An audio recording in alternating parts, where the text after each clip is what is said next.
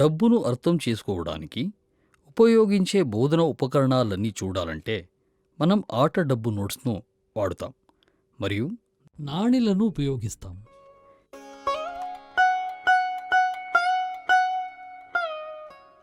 ఇప్పుడు ఏం చేద్దాం? మనతో నలుగురు వ్యక్తులు ఉన్నారు అనుకుందాం. ఎంతమంది? నలుగురు.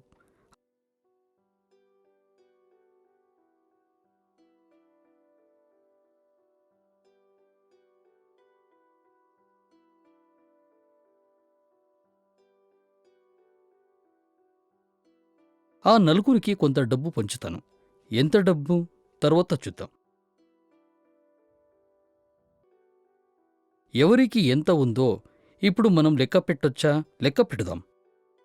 మొదటి వ్యక్తికి 2000 రూపాయల నోటు, ఒక 500 నోటు ఉన్నాయి. కాబట్టి ఇది ఎంత?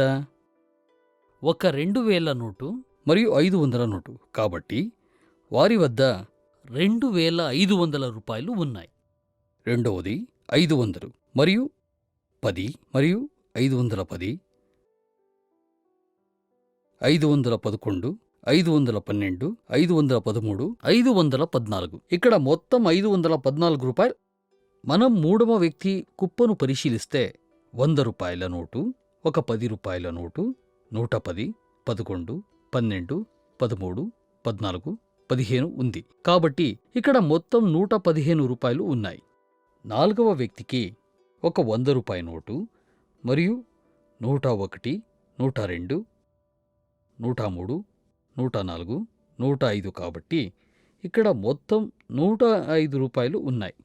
మొదటి వ్యక్తికి 2500 ఉంది. అంటే వారు అత్యధిక మొత్తాన్ని కలిగి ఉన్నారు. మరియు నాలుగవ వ్యక్తికి 105 ఉంది. అంటే ఈ నలుగురిలో అతి తక్కువ మొత్తం. కానీ మనం ఒక ప్రశ్న అడగవచ్చు. మనం నోట్ల సంఖ్యను పరిశీలిస్తే అత్యధిక విలువ కలిగిన కుప్పలో 2 నోట్లు మాత్రమే ఉన్నాయి. 2000 ఒకటి మరియు 500లో ఒకటి. కేవలం 2 నోట్లు. అతి తక్కువ విలువ కలిగిన కుప్ప నోట్లను చూద్దాం. 1, 2, 3, 4, 5, 6. కాబట్టి కనీస విలువకు 6 నోట్లు ఉన్నాయి. కానీ తక్కువ నోట్లకు అత్యధిక విలువ ఉంది. అంటే నోట్ల సంఖ్యతో విలువ పెరగదు. మీకు అధిక విలువ కలిగిన నోట్లు ఉన్నప్పుడు డబ్బు విలువ పెరుగుతుంది. ఈ వాస్తవాన్ని మనం ఇప్పుడే చేసిన కార్యాచరణ నుండి అర్థం చేసుకోవచ్చు. ఇప్పుడు మనం మరో కార్యాచరణం చేద్దాం. నేను ఇక్కడ ఎంచుకుంటున్నాను. నా దగ్గర 100 నోటు, 5 రూపాయల నోటు ఉన్నాయి. మనం వాటిని జోడించినప్పుడు మనకు ఎంత లభిస్తుంది? 100 నోటు, 1, 5 రూపాయల ఒక నోటు. ఇప్పుడు మనకు 105 రూపాయలు ఉన్నాయని తెలుసు. ఇతర నోట్లను ఉపయోగించి మొత్తం 105ను తయారు చేసే ఇతర మార్గాలు ఏవి? ఇప్పుడు ఎలా చేయొచ్చు అని చూద్దాం. మనకు ఒక వాస్తవం తెలుసు. అంటే ఒక పద్ధతిలో మనకు మొత్తం 100 మరియు 5 రూపాయల నోటు ఉంది. మనం మరొక పద్ధతిని ఉపయోగిస్తే మనం ఏం చేయాలి? మనం ఏమి చేయాలంటే వేరే వేరే విలువున్న నోట్లను తీసుకోవాలి. మనం 100 నోటుని ఇచ్చేసి మరియు చిల్లర తీసుకుని మరియు దానిని చూపించాలి. మనం 100 నోట్లను ఎలా మార్చగలం? నేను 51 2 నోట్లుగా చూపించవచ్చా? అవును. నాకు 50లో 2 ఉన్నాయి. మన దగ్గర 5 కూడా ఉన్నాయి. దానితో మనం ఏం చేయగలం? నేను 2 రూపాయల 2 నోట్లు వాడుకున్నాను. నేను ఇంత తీసుకుంటే సరిపోతుందా? లేదు. మనం 1 రూపాయి తక్కువగా ఉన్నాము. నేనేం చేయాలి? నేను 1 రూపాయి నోటు ఉంచాలి. కాబట్టి 50లో 2 దీని 100గా 2 రూపాయలు 2 నోట్లు అంటే 4, 1 రూపాయి నోటు అంటే 105. కాబట్టి నేను అదే 105 రూపాయలను వేర్వేరు విలువైన నోట్లతో పేర్చాను. నోట్ల సంఖ్య మారిందే కానీ డబ్బు విలువ మారట్లేదు. 105 రూపాయలను ప్రతినిధించే మరో మార్గాన్ని చూద్దాం. 10 రూపాయల నోట్లను తీసుకుందాం. 10 రూపాయల నోట్లను ఉపయోగించి 105 ఎలా తయారు చేయవచ్చు? ఒక 10, 2 10లు, 3 పదులు, 4 పదులు, 5 పదులు, 6 పదులు, 7 పదులు, 8 పదులు, 9 పదులు, 10 పదులు. ఇక్కడ 10 పదులు ఉన్నాయి. మనం 10 పదులను పేర్చినప్పుడు 10 పదుల మొత్తం ఎంత? ఇది 100కి సమానం. మొదటి కుప్పలో ఒకే నోటుకు అధిక విలువ ఉంటుంది, కానీ మూడవది 10 నోట్లను కలిగి ఉంది, కానీ విలువ ఒకే విధంగా ఉంటుంది. కానీ మనం ఇక్కడ 100 మాత్రమే ఉంచాము.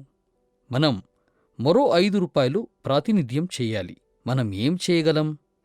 మనం 5 రూపాయల నోటు వాడవచ్చు, లేదా 5 రూపాయల నాణ్యం కూడా వాడే సాధ్యత ఉంది. ఇప్పుడు 4వ కుప్పలో 50 రూపాయల నోట్లు ఉంచాను. 10వ 2 నోట్లు మరియు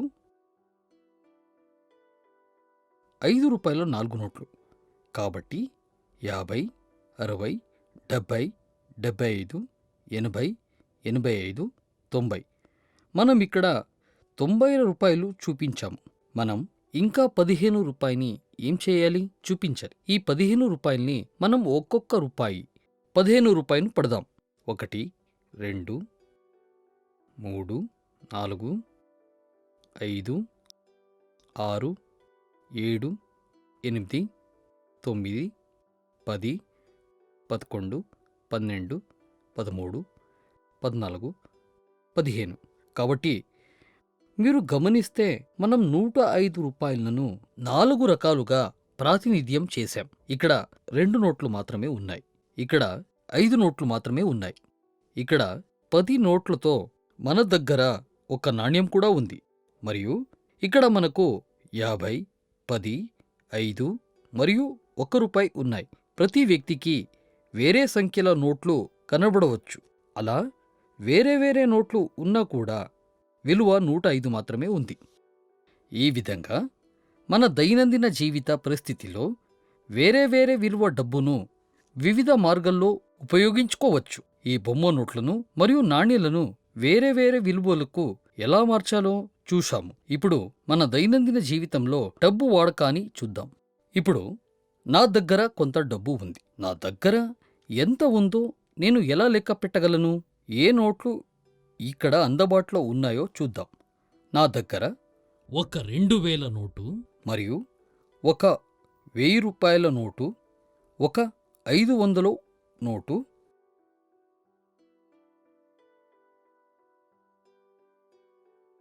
100 నోట్లు 3 ఉన్నాయి. 10 రూపాయల 3 నోట్లు మరియు 1 రూపాయల 1, 2, 3, 4, 5, 6, 7, 8, 9, 10, 11, 12, 13, 14, 15. 1 రూపాయలు ఉన్నాయి. నేను మొత్తాన్ని లెక్క పెట్టాలంటే సాధారణంగా మనం ఎక్కడి నుండి ప్రారంభించాలి?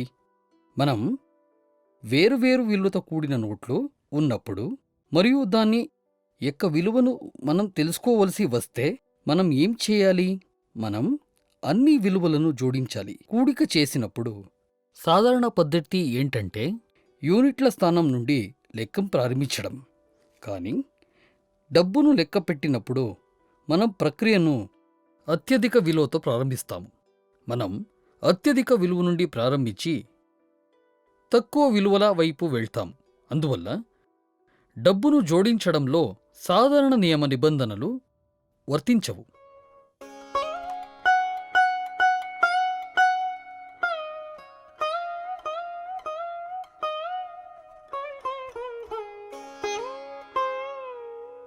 సాధారణంగా మనకు అవసరమైన దాన్ని కొనాలంటే మనం దుకాణాలకు వెళ్తాం. దైనందిన ఉపయోగం కోసం అవసరమైన వస్తువులను కొనేయడానికి కూడా మనం అక్కడకు వెళ్తాం. మనం అక్కడికి వెళ్ళినప్పుడు వారు మాకు వస్తువులను ఇస్తారు. అయితే అవి ఉచితంగా వస్తాయా? మనం వారికి ఏమి ఇవ్వాలి? మనం వారికి డబ్బు ఇవ్వాలి. మనం వారికి డబ్బు ఇచ్చినప్పుడు మనం ఎంత ఇవ్వాలని వారు లెక్క పెడతారు మరియు మనం డబ్బు ఇచ్చినప్పుడు వారు చిల్లర తిరిగి ఇస్తారు. ఇలాంటి వ్యవహారాన్ని చూస్తాం. ఇటువంటి పరిస్థితిని పరిశీలిద్దాం. ఇప్పుడు రాము అనే అబ్బాయి ఒక షాపుకి వెళ్ళాడు. రాము ఏం చేశాడు?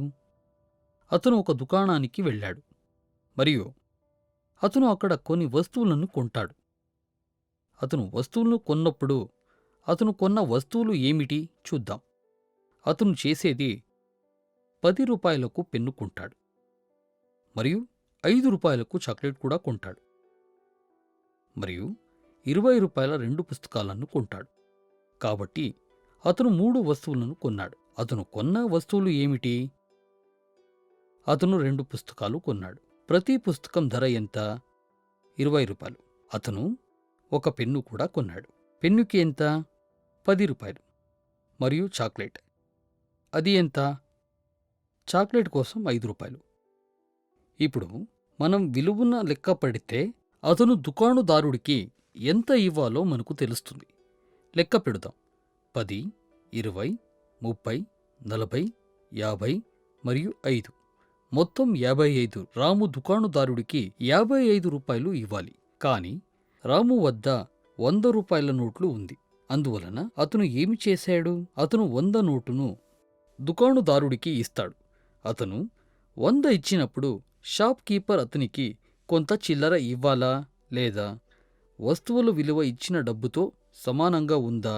మనం కొద్దిగా ఆలోచించినప్పుడు ఏమి చేయాలో మనకు తెలుస్తుంది. అతను దుకాణదారుడికి ఎంత ఇవ్వాలో అంతకంటే ఎక్కువ డబ్బు ఇచ్చాడు.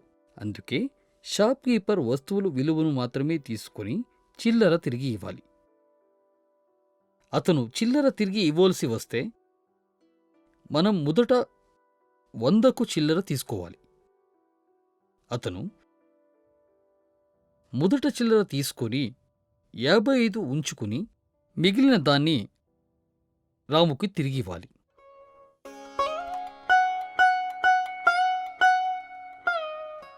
ఈ రకమైన లెక్కలు విద్యార్థులు వారి దైనందిన జీవితంలో దుకాణాలకు వెళ్ళినప్పుడు మొత్తాలు, డబ్బులు ఎలా ఉపయోగించాలో, విలువ ఏమిటి, మనం ఎంత ఇవ్వాలి మొదలైన వాటిని అర్థం చేసుకోవడానికి ఈ కార్యకలాపాల్లో మనం గమనించవచ్చు.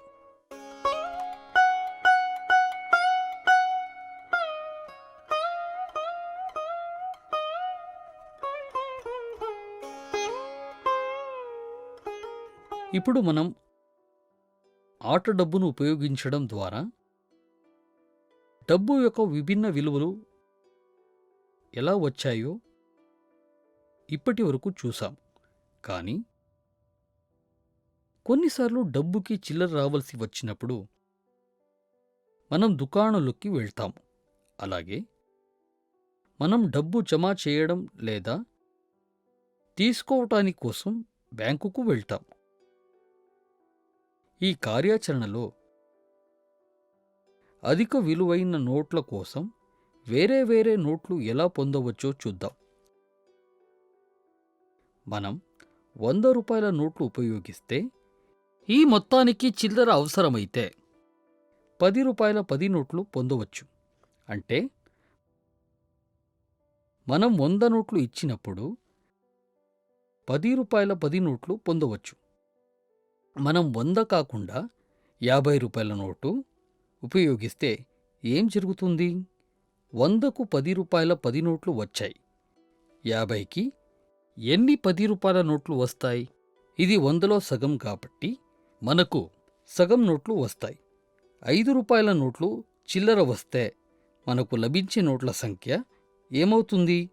పెరుగుతుంది. అందువల్ల రూ. 10లోనే చిల్లర పొందడం కూడా సాధ్యం. అంటే మనం ఏమి చేయొచ్చు?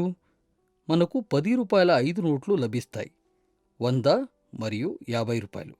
కాబట్టి మనం గమనించినప్పుడు రూ. 100కు రూ. 10 నోట్లు 10, 50కి రూ. 5 నోట్లు వచ్చినాయి. మనం అర్థం చేసుకునేది 100 విలువ 50 విలువ కంటే ఎక్కువ.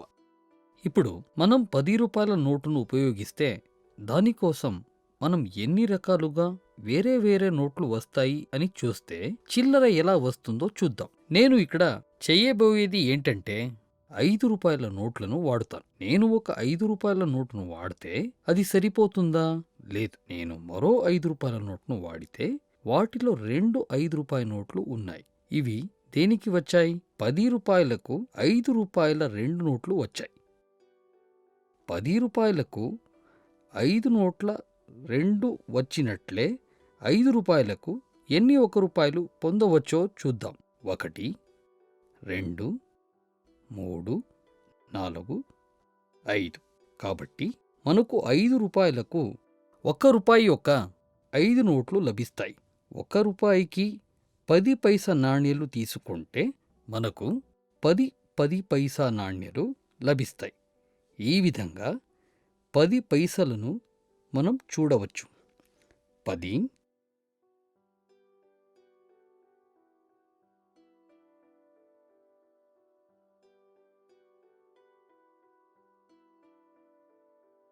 100 పైసలు వచ్చాయి. కాబట్టి మనకు 10 పైసల 10 నాణ్యాలు వచ్చాయి. మనం 10 పైసల విలువ కలిగిన 10 నాణ్యాలను జోడించినప్పుడు మనకు 100 పైసలు లభిస్తాయి. ఈ కార్యాచరణ నుండి మనం ఏం అర్థం చేసుకున్నాము? 1 రూపాయికి ఎన్ని పైసలు? 1 రూపాయి 10 పైసల 10 నాణ్యాలకు సమానం. అందువల్ల 100 పైసలు 1 రూపాయికి సమానం.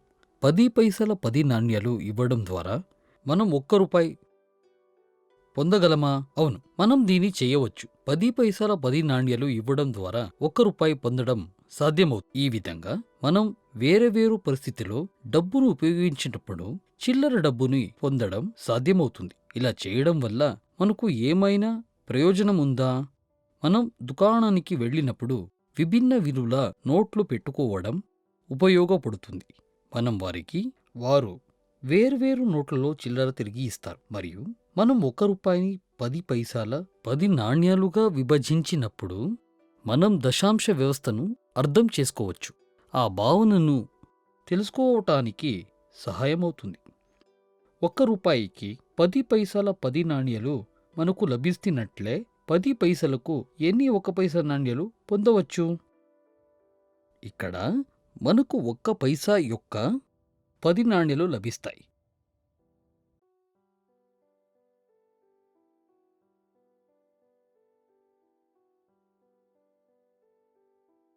కాబట్టి మనం 10 పైసలకు 1 పైసా నాణ్యాలుగా విభజించినప్పుడు మనకు 1 పైసా యొక్క 10 నాణ్యాలు లభిస్తాయి. కానీ మనం ఎందుకు అర్థం చేసుకోవాలి? మనం 1 పైసా మరియు 10 పైసలు ఎందుకు అర్థం చేసుకోవాలి? ఇది డబ్బు గురించి అయినప్పటికీ తరువాతి తరగతిలో 4వ మరియు 5వ తరగతులలో మనం దశాంశ పద్ధతి వచ్చినప్పుడు భావనను చూసినప్పుడు ఈ కార్యాచరణ మనకు సహాయపడుతుంది. అందువల్ల నాణ్యాల భావనను ఈ తరగతులలో అర్థం చేసుకోవడం చాలా ముఖ్యం. మన దగ్గర కొంత డబ్బు ఉన్నప్పుడు లేదా కొంత డబ్బు వచ్చినప్పుడు ఒక విధంగా మాత్రమే చిల్లర పొందడం సాధ్యమా? 10 పైసలలో మాత్రమే మనకు 1 రూపాయికి మార్పు వస్తుంది. లేదా రూపాయికి ఎన్ని 50 పైసల నాణ్యాలు లభిస్తాయి? మనకు 50 పైసల 2 నాణ్యాలు లభిస్తాయి. 5 రూపాయలకు ఎన్ని 1 రూపాయి నాణ్యాలు లభిస్తాయి? 5 రూపాయలకు 5 నాణ్యాలు లభిస్తాయి. ఏ విలువ యొక్క 5 నాణ్యాలు? 1 రూపాయిలో 5 రూపాయలు. 10 రూపాయలకు 2 రూపాయల ఎన్ని నాణ్యాలు మనకు లభిస్తాయి? మీరు ఆలోచిస్తే మీకు సమాధానం లభిస్తుంది. విద్యార్థులు ఈ ప్రశ్నకు ప్రాథమిక తరగతులలో సమాధానం చెప్పే అవకాశం ఉంది. 10 వరకు ఎన్ని 2లను కూడిక చేయవచ్చు? అది సమాధానానికి దారి తీస్తుంది. కాబట్టి 10 రూపాయలకు మనం 2 రూపాయల 5 నాణ్యాలను చూడవచ్చు. అదేవిధంగా ఆట డబ్బుని ఉపయోగించి డబ్బు యొక్క వివిధ విలువల కోసం దైనందిన జీవితంలో డబ్బు యొక్క విభిన్న భావనలను మనం అర్థం చేసుకోవచ్చు.